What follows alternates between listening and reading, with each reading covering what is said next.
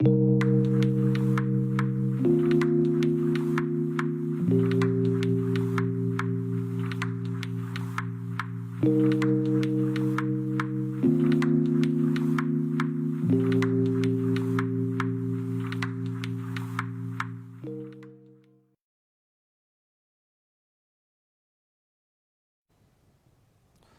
عليكم ورحمة الله وبركاته. داوديال كسر دوادا برنامج arrimaha Kenya ee idinka soo daadihino studio-ga dhexe ee magaalada Nairobi TV-ga RTN Somali TV. barnaamijkan oo arrimaha Kenya si khaas ah looga hadlo ayaa jumco walba waxaa si toos ah idinka soo daadihinaa studio-ga dhexe ee magaalada Nairobi. qodobada aan idinku hayno waxaa kamid ah wargeysyada dalkani Kenya maanta ka qorayaan in madaxweyne ku-xigeenka ee dalkani Kenya uu aad uga walacsan yahay xisbiyada yaryar oo u muuqdo inay u sii leecayaan dhankaasi iyo Azimio la Umoja. xisbiga OKA uu hogaaminayo Kalonzo Musyoka ayaa jawaab kululsiyay xisbiyada Raila iyo Ruto wuxuuna u sheegay inaysan diyaaran inay halkaasi ama dhinacooda ay ku soo biiraan balse ay doonayaan in ay iyagu doorashada lagu soo aadan ay dalka hogaamiyaan. barnaamijka waxaa igula sugan daadiyaha ama musharaxa doonayo in uu istaago baarlamaan deegaanka Kamkunji Kofi Gaduud kusoo dhawaad barnaamijka. ma santahay walaal Xamza waa dhawahay aniga iyo baada RTN aad u salaamaya. waa mahadsantahay. qodobadaas iyo kuwa kale baa noo soo socda balse wax yar kadib ayaan dib isugu soo laaban doonaa.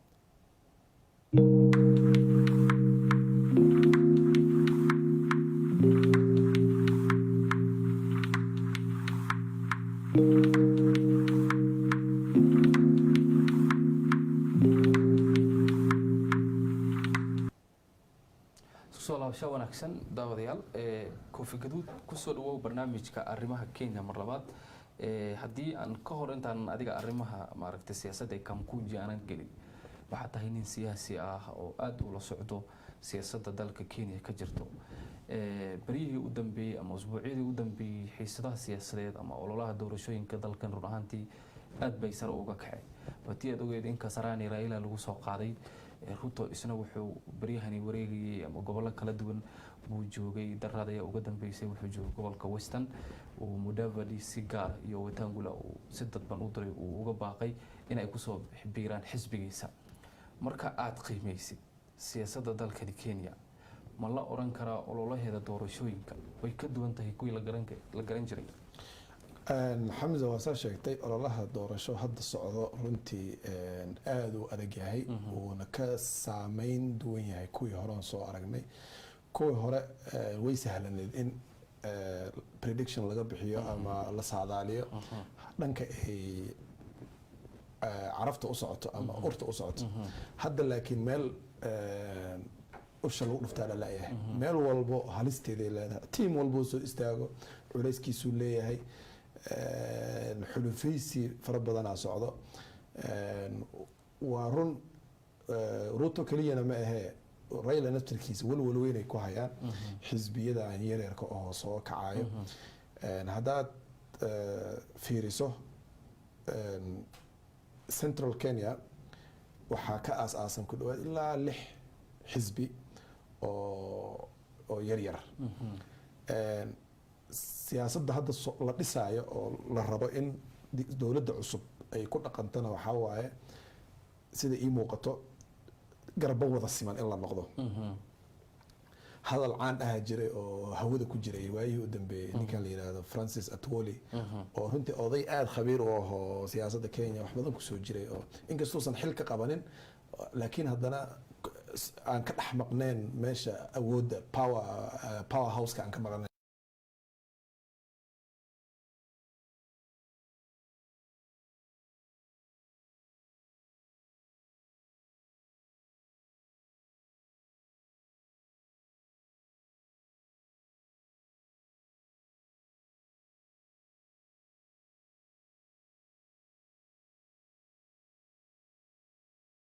mise Ruto waa noo fiican doorana.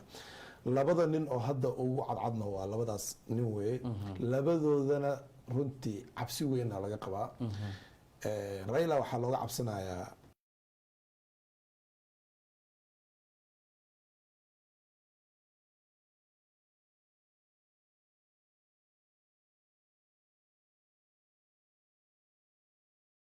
corruptionka uu yareeyo, dhulkii la dhacay uu soo celiyo, hantida qaranka la lunsaday uu soo celiyo, awoodda halka dhinac u janjaarto uu baahiyo oo qabiilada wadanka ku nool oo dhan ama shacabka wadanka ku nool oo dhan qowmiyadaha kala duwan ay ka dhex muuqdaan. midaasna dadaysan dan ugu jirin. ganacsato waaweyn oo waxaa jira oo aan arrinkaas ku farxeynin oo qandaraasyo fara badan u bartay inay dowladda ka helaan. sidaasoo kale haddana waxaa la leeyahay nin kale Ruto hadduu soo galo amuu dadkii asaga 4 sano u dambeysay madaxa uga taagnaa oo howlihiisii ka hor istaagnaa amuu xabsi u taxaabaa amuu hantidoodii uu ka xaraashaa ama cabsi fara badan oo labada dhinacba way jiraan. dadka ugu farada badan oo arrintan ay saameynta ugu weyn ku yeelan doontana waa dadka weligood waddankaas soo hogaamin jiray, dadka dego Central Kenya oo hantida ugu farada badan waddankan ku leh. cabsida ugu farada badan dadka qaba ayaga waay. cabsida kale oo qabaan waxaa waaye hogaankan hadda gacantooda ku jiro mar hadduu gacantooda ka baxo ama mar dhow uusan dib ugu soo noqon doonin, way xisaabtamayaan. waxay leeyihiin haddii la yiraahdo mid ku daran laba daran mid qaada haddii la idin yiraahdo oo Raila iyo Ruto midka kala dhaamin oo midba midka kale ka kululiyaan, haddii qaada la yiraahdo yaa roon, qaara waxay ku doodayaan marka odayga Raila Rono 5 sano haddii la siiyo madaxtinimadanada iyo kuraastanada iyo waxna waa soo ceshan karnaa 5 sano kadib. laakiin Ruto haddii loo dhiibo waa nin yar energy leh, dowladana aad ugu soo jiray 30 sano u dambeysay dowladda xubno kala duwan ka soo qabtay, 10 sano hadda u dambeysay madaxweyne ku-xigeen ahaa, hanti fara badan sameeyey, magac weyn sameeyey, aadna uu istaraatiiji fiican oo baaraandega iyo abaabulka ku fiican. hadduu ninkan qabsado asaga 10 sano ka yar kuma fadhinayo. waxaana suuragal ah wixii hadda annaga aan rabnay inaan sameeyno BBI oo dastuurka hal la bedelo lahaa oo noo suurageli waayo, maadaama asaga 10 sano uu haysto inay u suurageli karto 10 sano kadib inuu dastuurka bedelo awoodiisana uu sii dheeray. midaas marka waxay keenaysaa in la hagaajiyo power balance oo si hadduu Raila soo baxana uusan aqlabiyad fara badan baarlamaanka ugu yeelanin, hadduu Ruto soo baxana uusan aqlabiyad fara badan baarlamaanka ugu yeelanin. taasa waxay kalifaysaa marka in la hagaajiyo xisbiyadan yaryarka ah oo la yiraahdo marka siyaasadda waxay ka guuraysaa ethnic based politics oo waagi hore qabiilka ku saabsanaa yaa laga guuraya, waxaa loo guuri doonaa hadda regional based politics. macnaha dadka pastoralistiga xoolo dhaqatada way isku tashanayaan. xisbi waxay hagaajisteen la yiraahdo UPIA. xisbi kale waxaa jira Mandera ka jiro la yiraahdo EFP Economic Freedom Party oo muddo yar asagoo diiwaan gashan ku guuleystay gobolka Mandera County inuu ka soo geliyo 4 xildhibaan oo kamid ah 6 xildhibaan oo suuragal in xagga laga soo doorto. Central Kenya waa aragtay xisbiye ilaa 6 xabo. so UDM ma jirin umar dhow la madax u ka ahaa Roba UDM waa la hagaajiyay. so you see UDM ilamaha wax weyn inay ka soo qaadi karto Mandera sababtoo already waxaa joogto xisbi la yiraahdo Economic Freedom Party dadka ku heshiisan yihiin astaan Soomaaliyeedna leh. siyaasadda astaanta image-ka waa very important, muhiim waaye inay dadka aqoonsan karaan astaanta logooda ama astaanta adiga qaaska ku ah. xisbigaas waxaa astaan u geed la yiraahdo qurac Soomaalida dhexdooda caano ka EFP rangi blue laakiin calaamada caanka ah waa quraca, waa geedka quraca. maalinta xataa dadka la dooranayay sidaan sheekada ku ah inkastoo aniga aanan joogin goobihi wax laga dooranay, laakiin dadka waayeelka markii la fahansiin waayo xisbiga magaciisa EFP waxaa la lahay quraca doorta. ninka odayga markuu qurac arko uu yaqaan qurac soo eegay weligiisu ari ku hoos raaci jiray, weligiisu hoos harsan jiray. wax marka dadka la resonate gareenayo oo dadka ay dhaqso fahmayaan inaad astaan ka dhigato way fiican. UDM ma ila ah marka astaan inay geel la imaan doonaan ma sheegin oo ay geel ka dhigan doonaan astaan, laakiinse waa ifafaallo fiican. xisbiyadan yararka oo Ruto uu ka walwalsan yahay qof walba oo kursigaas danaynayo iyo walwal ku haya sababtoo ah madaxweynaha waa laga yaabaa wadanka dhan in laga soo doorto, laakiinse kuraasta governor, senatorga, women repka, MPska iyo MCAska oo runtii meelaha go-aanada lagu gaara ah oo cududa awoodeed oo siyaasadeed lagu tashta ah waa la qaybsan doonaa 290 xildhibaan la filanaya haddii hadda BBI-gii la waday haddii aysan waxba kasoo laabanin sida caadiga iyadoo constituency ahayn haddii lagu socdo 290 xildhibaan la filinaya 290 xildhibaan aniga fikir ahaanteeda ilama aha xisbiga ku guuleysan doono labada xisbiga ugu waaweyn ODM iyo UDA 100 xildhibaan ka badan inay soo gelin karaan inta ka soo hartay 190 kale waxaa kala qaybsan doona xisbiyadan yararka ah Kofi Gaduud adiga waxaa tahay nin musharax ah siyaasadda run ahaantii muddo 10 sano in ka badan ku soo jiray dadka siyaasiyiintana waxaa la yiraahdaa waa nimanka gunta hoose ee wax ka warqabo hadda loolan cusub baa ka jirta dalkan doorashadiisa Ruto iyo Raila waa niman aad saameyn uga leh dalkan siyaasadooda Kamkunji Soomaali baa ku nool oo waliba aad u tiro badan waa halka aad adiga doonaysid inaad hogaamisid marka aad qiimeysid siyaasad ahaan labadan madax keeba u roonaan doona baad leedahay constituency-ga adiga leedahay inaan hogaamiyaan doona labadoodaba ma raba inaan dhaho midkaasaa noo roon iyo kanaa noo roon sababtoo ah ilaa hadda Kamkunji ahaan cid inta noo timid nala hadashay oo wadanaha anaga noo qaaska ah iyo waxyaalaha anaga aan yani shacabka anaga ay ku haminayaan naga dhageystay malaha niman un adiga murashaxiina sideedoo kale unbaa ticket ka raadsada xisbiyadaas qaar lacag ay wataan qaar khibrad ay wataan qaar waxay wataan shacbiyad iyo magac qofba wax buu yu la suuq tagaa Ruto iyo Raila midna anaga wax jacayl uma hayno wax naceebna uma hayno inkastoo aniga xisbiga UDA aan ka tirsanahay laakiinse wili waxaan la tashanayaa dadka aan aniga matali rabo ayagaana ugu dambeyntii ijihayn doono meesha saxda ah oo ku munaasabsan marka anaga Soomaali ahaan markaan ka hadalno Kamkunji markaan joogno waxyaalaha aan daneynayna waxaa kamid ah Isli Kando Initiative mashruuc la yiraahdo 2019 aan bilownay xaafadda Isli in laga soo jaro Kamkunji inteeda kale maadaama dhaqaalaha ugu faraha badan Isli uu ka yimaado Soomaalida dadka ugu ganacsiga fiican ay wadanka yihiin ganacsi fara badan xaafadda ku haysano xaafadanada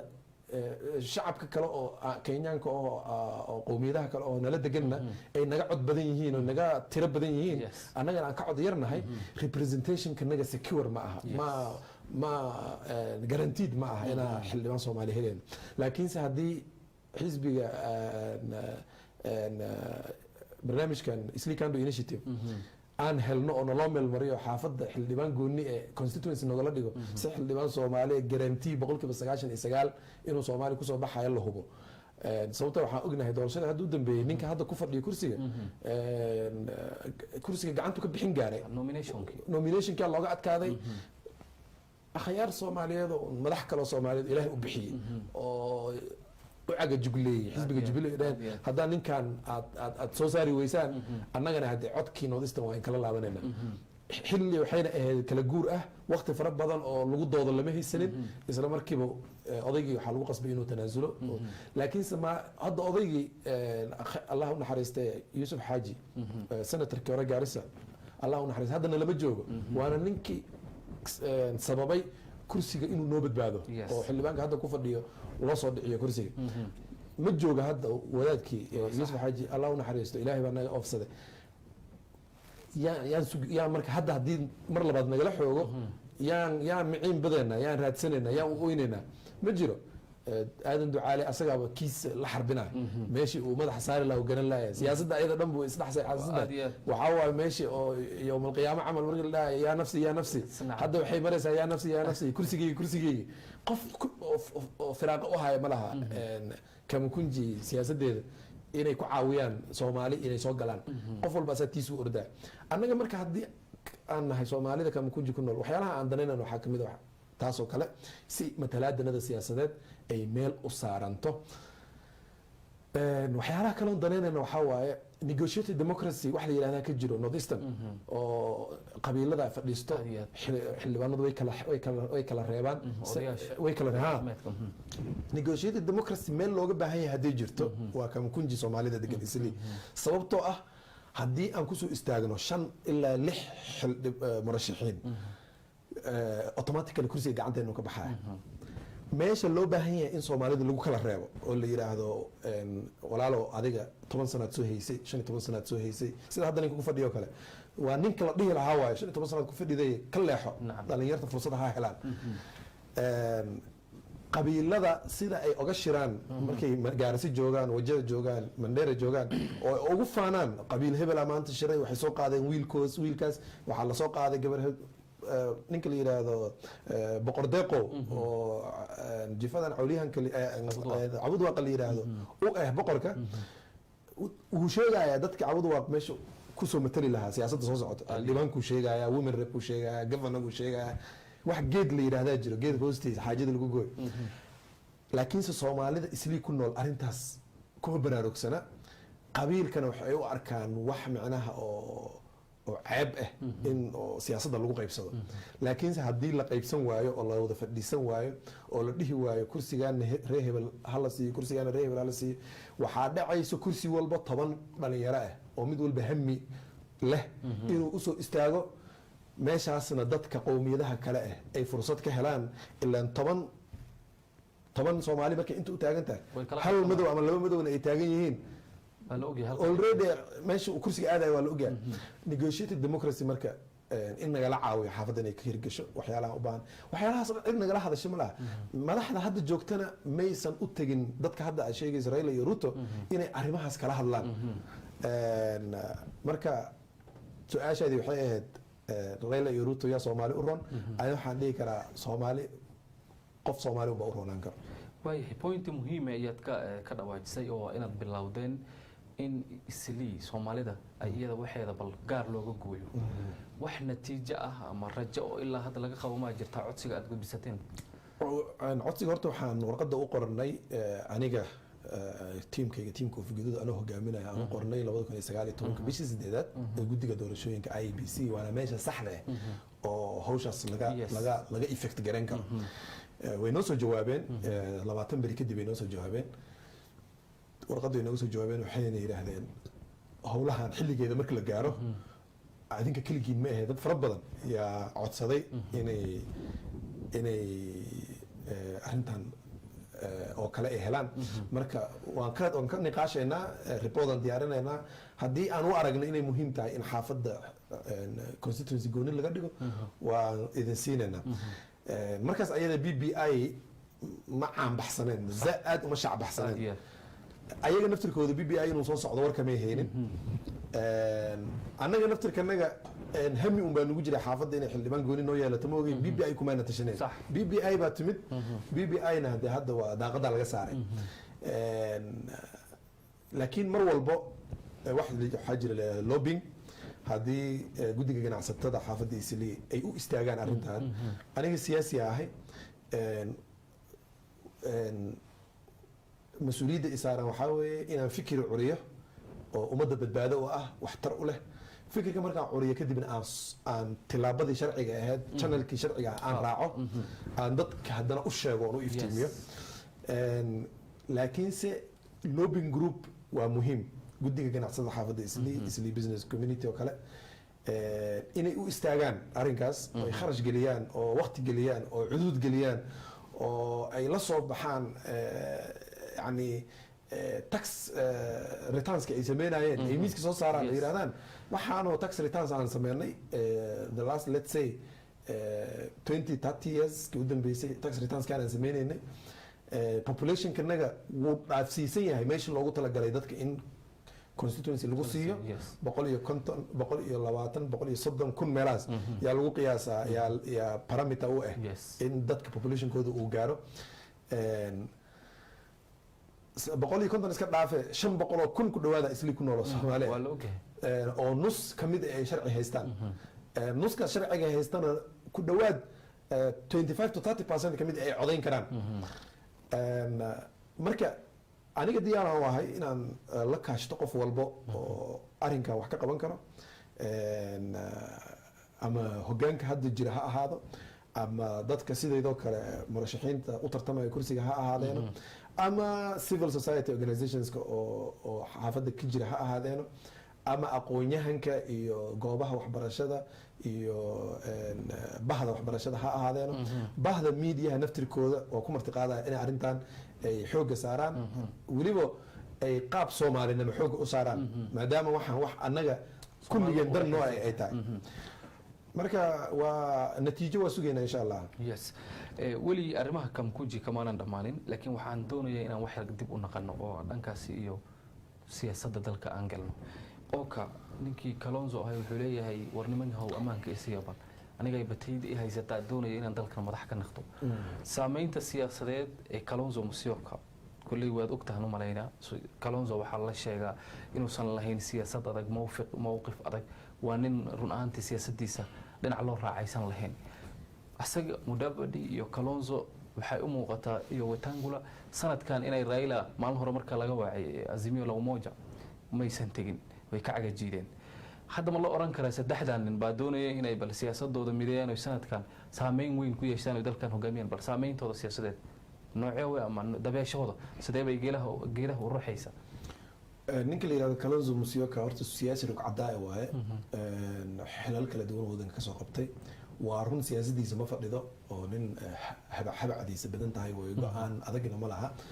waa tan sababtay in magac looga dhigo qaraha lehna ka guduudan korna ka cagaaran macnaheedu waa qof laba midab leh xilligan la taagan yahay wax calaamad ama astaan ama dhaqan siyaasadeedka loo baahan yahay oo nin kastoo siyaasi u baahan yahay waa dhaqanka siyaasiga Kalonzo Musyoka inaan la ogaanin meesha u socoto way adag tahay marka ma aha marka disadvantage kuma noqonayso Kalonzo hadoo kale advantage u noqonaysa sababta hadii la ogaado meesha u socoto waa la qorsheenaya especially marka Kalonzo kala tahay oo resource ka farada badan oo Ruto haysto kala aadan haysanin influence ka uu Raila haysto kala aadan haysan Raila wuxuu leeyahay support base aan caadi ahayn oo shacab ah wuxuu kaloo leeyahay ganacsato fara badan oo asaga aaminsan oo asaga rabo inuu soo galo si ay ganacsigooda u badbaado waxaa jiro wuxuu leeyahay international networks iyo dad xiriir caalami u leeyahay Kalonzo intaasoo dhan uu ku leeyahay dhaqaale ku filan ma haysto sida Ruto influence sida Raila ma haysto waxa toolka kaliya hadda u banaan uu isticmaalayo waa confusion inuu wareeriyo labadoodaba marka ani ima muuqato fursadda uu Kalonzo madaxweyne ku noqon karo laakiin se waxa ay muuqato fursad uu madaxweyne ku xigeen ugu noqon karo Musalia Mudavadi hadduu Musalia Mudavadi uu madaxweyne ku xigeen u noqdo I think Oka markaas chance haysataa waxa way almost waxay xirayaan ku dhawaad 7 to 8 million votes and that's not a joke taasna wax lagu kaftami kara maaha 7 to 8 million oo weliba labadooda qabiil bas labadooda qowmiyadood bas waxaan tirinay Luya Nation iyo Kamba Nation Luya Nation hadday helaan Musalia Mudavadi inuu ballotka tagaayo Raila waxay u ogyihiin malaha ay ka leexanayaan ninka la yiraahdo Kalonzo Musyoka hadduu yiraahdo okay intii aan meel cidla iska fadhin lahaa 5 sano soo socoto waxaan ku ceshanayaa madaxweyne ku xigeenna mar labaad noqonayo madaxweyne ku xigeennu mar u noqday Kibaki laakiin markaas dastuur kala jiray hadda dastuur cusub ay jiro marka dastuurku wuu ogol yahay inuu mar labaad deputy noqdo marka ninka la yiraahdo Raila iyo Ruto hadday isu tagaan xitaa يعني أنا معقول هنا اللي يسكت جان صوت روتو ما دستورك وما أقوله إنه مرة بدي بيت النقد رايلا أنا شنطة سنة زوجته وحنا المدح تنوع هنا ما قادنا لكن كم سوقات وين يسكت جان أو رايلا بالتنازل إسكته أو ديبتي أقول هذا روتو أنا مدحوين أقول هذا أتك سكيني كران كالونزو مسلية مركي قبيل أهان لقى فيريا Ruto iyo Raila isku keeni karaan siyaasadda national kama aragtay halkaas aan ugu soo gudubno balaan soo noqono musharaxnimadaada ee Kamkunji aad ka doonayso waxaad ka dhawaajisay inaad musharax ka tahay Kamkunji constituency aadna run ahaantii like example aad soo qaadatay Yusuf oo 15 sano ku dhawaad halkaasi hoggaan ka soo ahaa in bal sanadkani uu nasto uu fursad siiyo musharaxiinta kale oo dhalinyarada ah adigoo ahaan Koofi Gaduud maxaad u malaynaysaa marka inaad od mudan tahay inaad hogaamisid shacabka reer Kamkunji waxaan ku mudanahay horta markii koobaad horta murashax noqonay ma aha doorashadii hore 2017 waa ka qayb qaatay hadda markii labaad weeye waliba hadda waa ka faxfax badanahay waa ka energy badanahay waa ka khibrad fiicanahay markii hore waxaan isdhihi karaa horta waxaa leeyahay wixii cusub caalamka jecel fursadda ugu weyn maanta dhalinyarada haysato oday gabalkiisa sii dhacaayo waxaa weeye Yusuf ila ma aha campaign fara badan inuu sameyn jiray iyo inuu awood fara badan gelin jiray inuu macnaha xildhibaan noqdo kaliya waxaa jiray alternative kale ma jirin ma jirin qof kale oo macnaha Soomaali oo sidoo asaga Soomaalida usoo dhaxgalayo kale usoo dhaxgalayo Soomaalidana waa halka qowmiyad ahaan markii la dhaho qabiil ahaan markii la dhaho ugu codka badan markii kaligood yihiin 30,000 ilaa 25,000 ilaa 30,000 oo cod ay heli karaan doorashooyinka u dambeeyay ridaayeen inkastoo aan filanayo doorashadan inay ka cod badan doonaan ilaa 40,000 ay gaari karaan sababtoo ah cod fara badan oo gobolada loo transfer gareyn jiray Garissa iyo Wajir iyo Mandera yani is hortaagnay anagoo dhan fara badan oo dhalinyaro murashaxiina si aan cod Soomaaliyeed oo fara badan ku tashan karnaa xaafadda oga helno marka 40,000 yaan ku qiyaasaynaa doorashada soo socota Soomaalida codayn karto marka hadda aniga waxaan noqonayaa waxa alternative-ki wixii bedeli lahaa Yusuf ama xildhibaanka hadda meesha ku fadhiyo wiji cusub baan ahay nin dhalinyaro aan ahay aqoonteedaan leeyahay islii meelaan ahayn ani ma aqaano oo meel kale hadda kursi u raadsanaya ma jirto 97 yaa islii soo galay anoo canug yar ah meeshaasna wax ku bartay islii aan dhihi karo dhismooyinka hadda islii ka jiro 95% anoo joogay ee dhismeen gang groupska waxa laga wada takhaluso dhan oo la baabi'iyey anoo taagan indhahayga hortooda yaa lagu aas-aasay Soomaalidii la tarxiilayay ama la dhacayay ama la boobayay ama la handadayay wax walba horteeday ka dhacayeen khibradaas oo dhan aan haystaa saaxiibo fara badan aan ku leeyahay xaafadda iskoolada xaafadda ku yaala dhammaantood like 99% xiriir baan la leeyahay oo way i yaqaanaan way igu marti qaadaan xafladahooda muxuu closing ceremony-ga waalidiintooda baraan ay ii bandhigaan way ii looping gareeyaan way rabaan qof dhalinyaro inuu soo galo waxaan uga duwanaan doonaa oo aan isleeyahay soo kordhin doontaa hoggaanka hadda joogo energy fara badan rabitaan fara badan desire fara badan iyo inaan rabo inaan wax badan soo kordhiyo kow xaafadda inta sano isaga joogay kumuusan fikirin inuu xaafadda xildhibaan gooni u raadiyo sababta wuxuu rabaa asaga kaliya in lagu mintido in asaga la soo celiyo mar walba wuxuu alternative u tiidin yahay taas waay aniga marka waxaan soo kordhin doonaa xaafadda inay degmo gooni ay noqoto hadday 5 sano u horeysa ii suurageli weydo 5 sano kale laakiinse aan geeyo biilkaas aan geeyo parliamentka laga doodo xaafadanada population ku filan way haysataa dhaqaale ku filan way haysataa laakiin matalaad rasmi ah oo annaga meel noo taalo ma laha qabiilada kulli way haystaa xaafadaha qaar qabiilkan jalwal yiraahdo u xiran tahay xaafadaha qaarkii kuwii u xiran tahay oo ciidan ayaga in kama soo geli karaan because ayaga u badan annaga islii marka maadaama Kamakunji noogala badan yahay waxaan rabnaa inaan bedelno tacticii hore oo waxaa la yidhi moota if you waxaa waaye sidee xeerana loo xagtaa ilkana ku nabadgelaan sidee Kenya loo wada ahaadaa kaarkaaga Soomaalinimana aad wax uga heshaa waa in xaafadaada aad gooni u goosataa way dhacday wax hadda cusub ma aha ninka la yiraahdo Mheshimiwa Kainan Wajir xaafad aan ka jirin uu ku soo daray constituency aldaas la yiraahdo I think laba doorasho bisa ka dhacday umalana laba doorasho bisa ka dhacday inta ka horreysay ma jirin asaga isku aadiyey asaga wadooyin u hagaajiyey asaga anaga marka hadda la igama baahna ani inaan deegaan sameeyo sababta islii meel hadda deegaan laga sameeyo ma balaabo taa ka banaan ma laha meel walba ay dhisan tahay kaliya waxaa loo baahan yahay legislation waay in lobbying group loo sameeyo xaafadda loo soo dhico yani wax very easy ewa awoodeeda waan leenahay aqoonteeda aan leenahay kartideeda aan leenahay marka qorax hadda soo baxayso iyo qorax sii dhacayso wax inaba haba yaraatee laisu matali kara maaha waayahay point aada u qurux badan baad ka dhawaajisay run ahaantii oo dad yar keliya ay ku fikiri karaan oo ah inaad mar walba doonayso haddii fursadaas lagu siiyo inaad bal islii meel soomaali u go-an ama u xiran aad ka dhigto waa point aada u qurux badan daawadayaasheena ku daawanaya ama dadka codbixiyaasha isliina waxaan jeclaan doonaa in ay hadalkaasi si weyn ula dhaci doonaan uuna si weyn u impress garay doono qodobka labaad ama su-aasha labaad ayaa waxay tahay islii waxaan u malaynayaa 30% oo canshuuraha dalka laga qaado ayay dhiibtaa waa canshuuro aada u fara badan baa ka baxda haddana markaad fiirisid wadooyinkeeda iyo nadaafadeeda aad bay u liidataa mararka qaar si wajiha baa soo fakadaa wadooyinka micnaha biya ama xiraa sidee baad haddii fursadaasi lagu siiyo sidee baad wax uga qaban doontaa nadaafadaha iyo wadooyinka magaalada xaafadda islii horta niyahow markii aad rabto inaad dhibka xaliso xalka intaadan keenin ka hor waxaa fiican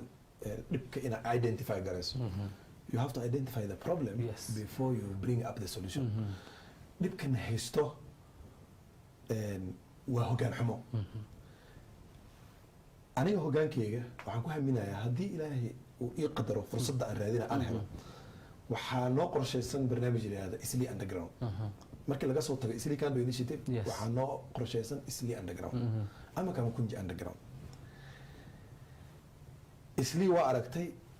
ganacsigii waxbarashadii caafimaadkii public transportkii residentialkii guryihii la deganaa wax walbo above the ground lagu sameeya islii underground waxaa weeye marka waxyaalahaas markii residentialka laga reebo meeshii deegaanka la seexan lahaa markii laga reebo in waxaasoo dhan hoos loo raro islii waxyaalaha ugu farada badan oo wasaqda u keenayo waxaa ka mid ah hoteelada maqaayadaha kuwa waaweyn iyo kuwa yararka ah waxa qashinka banaanka kusoo daadinayo shopping mallska waxay soo daadayaan qashin la manage garayn karo oo aan perishable wax uraya aan ahayn oo dhacaan aan la soconin xaashi shaati laga fiiqay iyo box alaab laga daadiyey bas waxaas wax uraya ma ah wax la aruurin karo la qaadi karo dadka xaafadda uriyey maqaayadaha waa ama ha yaraadeen kuwan yararka oo bibitooyinka yararka ah oo mamanitiliye ha ahaadeeno ama maqaayadaha waaweyn oo lacagaha farada badan wax looga cuno ha ahaadeen aniga marka waxaan qorsheynayaa islii underground inaan dhulka hoostiisa ka diyaariyo qodo underground public transportka hoos la geeyo wayna sahlan tahay wax aada u fudud waayo public complexkan oo shopping mallska hoos la geeyo maqaayadaha hoos la geeyo loojimada la seexanayo hoos la geeyo loojimada maaha sorry wax aan residential ahayn oo dhan waxbarashada caafimaadka transportka waxyaalaha maalinkii la qabsado habeenkiina laga soo hoyan karo in hoos la geeyo si xaafadda horta populationkanaga uu kor u kaco populationkanaga markuu zaa'id kor ugu kaco soomaali fara badan ee xaafadda timaado horta shacbiyadanadi zaa'id ay sii noqonaysaa dhaqaalahanagi booming sii noqonaya kirada iyo muxuu ahaa expenska hadda nagu socdana way naga yaraanayaan markii hoos loo guuro sababtoo ah waxa hadda maqaayadaha qaali ka dhigaayo guryaha la kiraysanaya qaali ka dhigaayo dukaamada lagu ganacsanaya qaali ka dhigaayo waxaa waaye all in one kan waay waxaan oo sheekhul kulli hal meel isugu keenayo oo haddaad kaniin u baahataa inta ka helaysid haddaad shah u baahataa inta ka helaysid haddaa jiif u baahataa inta ka helaysid haddaa waxbarasho u baahataa inta ka helaysid waxaas laakiin haddii la kala fogeeyo valuega yaa hoos u dhacaya mar hadduu valuega uu hoos u dhacana dadka waxay helayaan noloshii inay jabto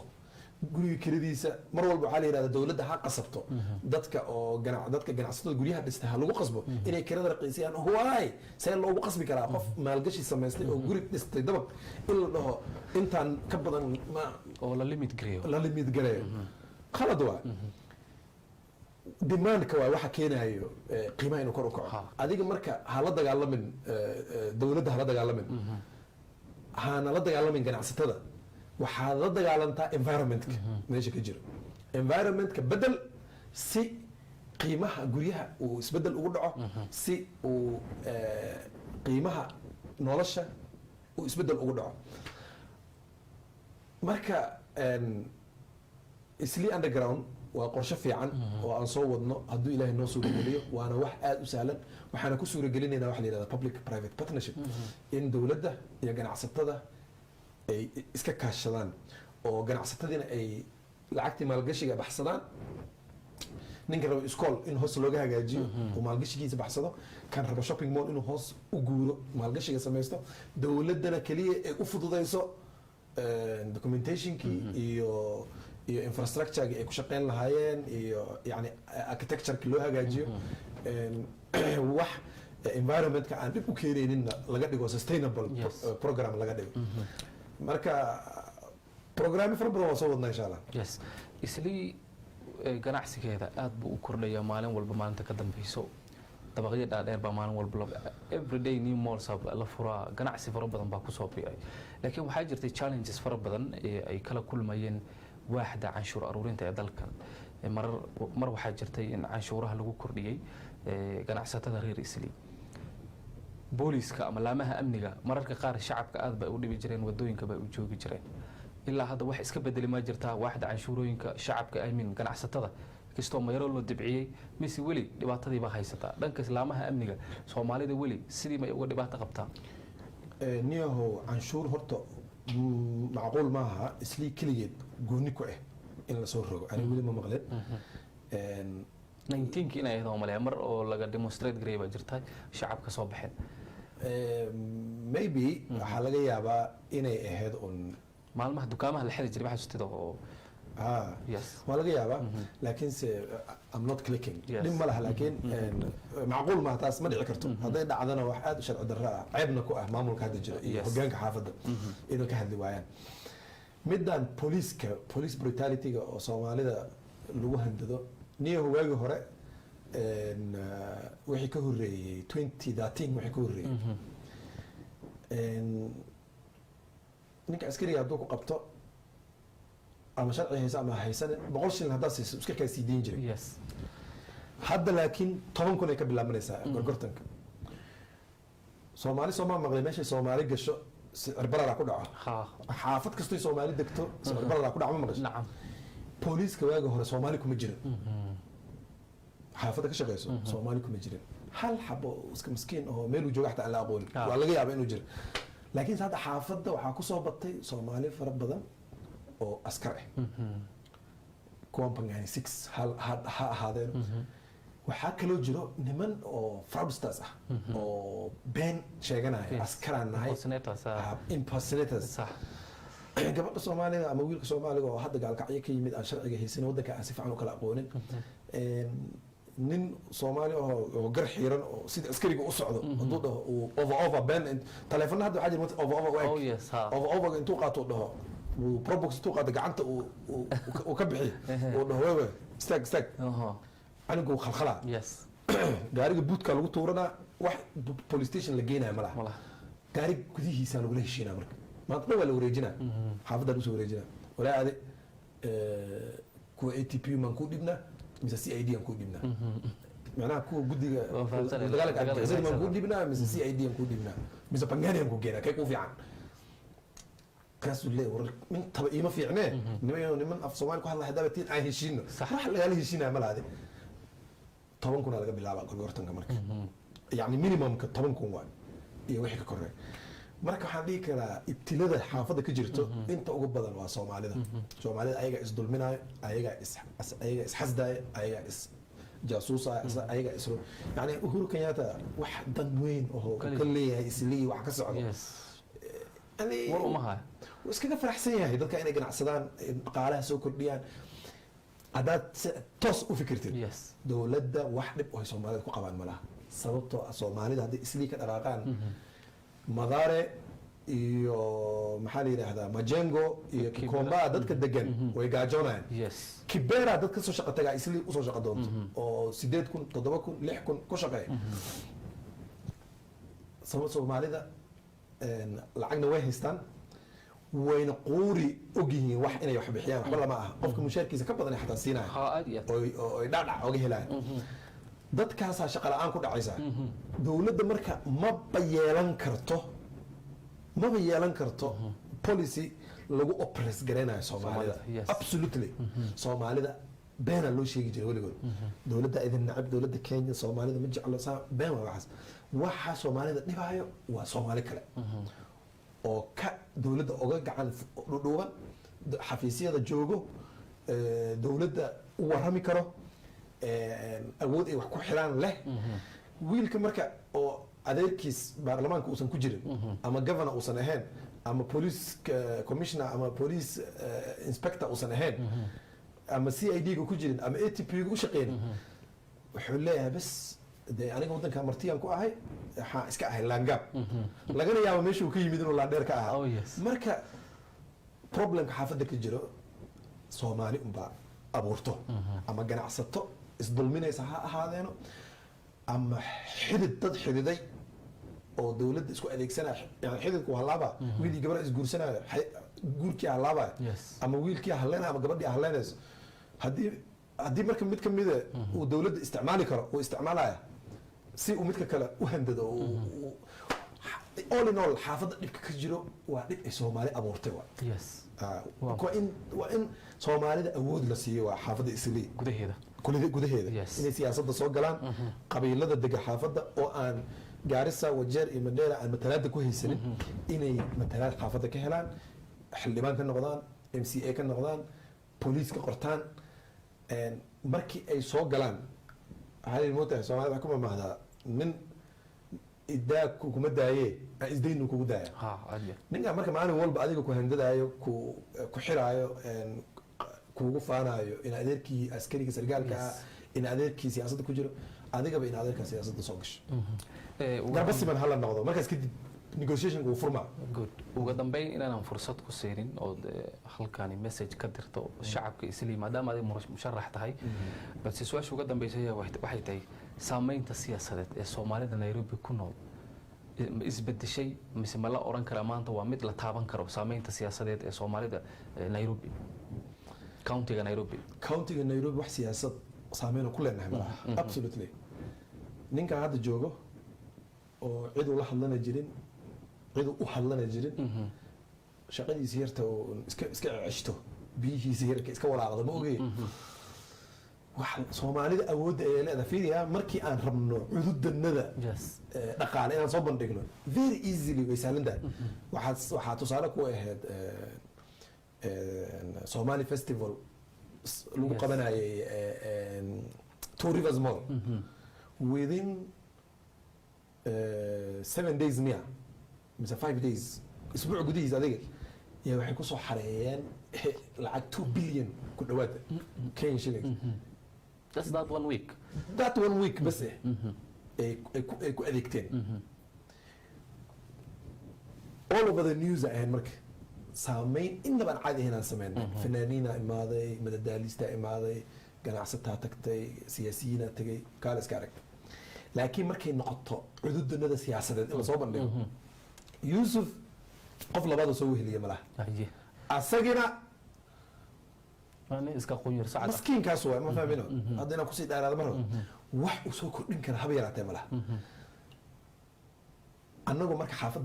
نيروبي لان دايرة كأ أو دت كليرة هذا لوجع عبصده إيكونومي نيروبي اللي وريق رمان ليه إنا حل دمان بس أنكو نواش يعني نكو سكوب والله واحد أحب أوعى واحد سياسة سامينا لنا ملا parliament waxaan geen karna malaha waxaan ka ansixin karna malaha hadaan nahay Soomaalida Nairobi kuwa North Eastern laga soo doortana waa naga sii daran yihiin sababta anaga baahiyaha reer North Eastern ay qabaan ma qabno يعني abaaran ma dhuftaan wadooyin waa haysanaa dee islii dhexdeeda just 6-7 kilometers square kam kunji dhana 13 kilometers square haddaad damacda xataa baabuur la-aan socon kartaa laakiin nordistan marka ayagoo ibtilada iyo mashaqada ay ku jiraan alla yaabays yay haddana xubnahooda baarlamaanka ku jira oo 30 kor u dhaafayo wax micno oo ay kusoo kordhiyaan parliamentkaas ma jiro maalinta la codeynayo oo la dhahayo mooshinkan madaxweynaha wato kana madaxweyne ku-xigeenka wato adiga yaa taageersanta ani madaxweynaha taageersana ani madaxweyne ku-xigeenka xataa danahoodii ayaga dadkooda danahooda hadda BBI markii loo codeynayo danihii soomaalida BBI kuma jirin oo nodista anaga reer Nairobi aan nahay BBI dana noogu jirtay inay soo baxdo sababtoo Eastleigh County Initiative aan raadsaneen waan jeclaan lahayn inay BBI soo baxdo si aan Eastleigh County Initiative u helno laakiin se reer Northeastern aragto dhan annaga Eastleigh oo 7-8 kilometers square ahaan xaafad u raadinayna xildhibaanada 30 ahna oo Northeastern laga soo doortana isku wada duub kala reebin yarkooda iyo saqiirkooda rag iyo dumar waa gobolka ugu weyn 8 province ugu weyn dalka waa يعني وجيه south بس constituency وجيه south بس يا waxay ka weyn tahay dalka Rwanda can you believe that ayagoo meeshaas ka imaaday oo rafaadkaas umada haysato oo wada haysanin oo raashin haysanin koronto haysanin biyo haysanin iyo hoteelada Nairobi iska jijiifaan wax kuleel ay qabow midna waxayna saacabtumayaan BBI ay leeyihiin hal meel mariyo hal xildhibaanana laga siiyaa Kiambu oo inta dhow meeqa la siiyay central marka la isku daro 46 for central marka Kiambu bas 16 ahayd you see Kiambu county bas so wala yaabaysa dadkan wax influence siyaasad Soomaaliyeed oo ka jirta hadda Kenya ma jirto magacan macnaha xildhibaana noo joogo hebeloowa noo hadlay ma ogiye wax rasmi ah ilka wax goosan kara ma jiraan aad iyo aad u mahadsan tahay Koofi Gaduud barnaamijka gabagaba ayuu joogaa laakiin waxaan fursad ku siinaa inaad kamerada isticmaashid maadaama aad nin musharax ah aad codbixiyaasha ama shacabka reer Eastleigh aad la hadashid waa mahadsan tahay shacabka xaafadda Kamkunji ku nool dhamaantiin waa idin salaamayaa walaalkiin Cabdiciis Koofi Gaduud murashax xildhibaan doorashada 2017 ka qayb qaatay haddana u taagan doorashada 2022 inuu ka qayb qaato waxaan si gaar ah la hadlayaa Soomaalida xaafadda Eastleigh waxaan leeyahay aan isu imaano aan wada tashano aan gacmaha isqabsano waji cusub baan u baahannahay xaafadda isbedel ay u baahan tahay fikir cusub oo energy cusub iyo rabitaan cusub ee xaafadda u baahan tahay nin dhalinyaro ahay waxaan awood u leeyahay oo Ilaahay awoodeedii siiyay inaan fikir curiyo u soo bandhigo dadkayga la hadlo ka dhaadhiciyo waxaana aad inkaga codsanayaa inaad ogolaataan inaad ila qaadataan fikirka ah xaafadda inay hoggaan cusub u baahan tahay diyaara u ahay haddii la yiraahdo u tanaasul dhalinyarta kale oo ila tartami doonto laakiin marnaba yaana ogolaanin nin 15 sano meel iska fadhiyay in wiil dhalinyaro gabal sii dhacay oo wax hamiyo adduunka ka leeyahay jirin nin dhalinyaro hadda soo kacayo 30 jir ah oo hadda hami ku u yahay adduunka in la yiraahdo adiga tanaasul odayga iska sii watay wax noloshanada ku saabsan oo soo kordhinayna aysan jirin waxaan leeyahay marka war xumo lagu waa nolol cusub aan bilowno nolosha cusub soo dhaweeya aad u mahadsantiin aad u mahadsan tahay Koofi Gaduud daawadayaal barnaamijka arrimaha Kenya uu marti nooga ahaa Koofi Gaduud oo murashax xildhibaan ka baarlamaan deegaanka Kamkunji ayaa maanta marti nooga ahaa barnaamijka arrimaha Kenya tan iyo jimcada kale oo xigto si daawada RTN TV